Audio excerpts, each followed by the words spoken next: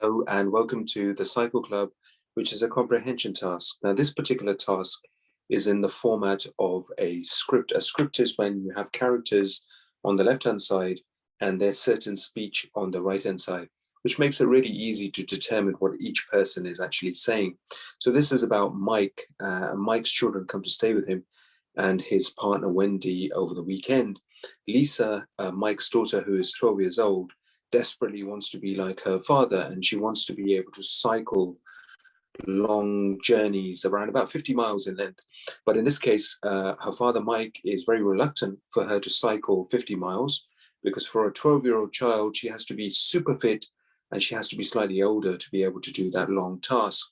So this is all about how Lisa gets herself fit in order to actually compete with her dad and to emulate her dad going forward. So please have a read of this in detail and then answer the follow-up questions. And like usual, we'll go through these questions in our next task. Good luck and thank you.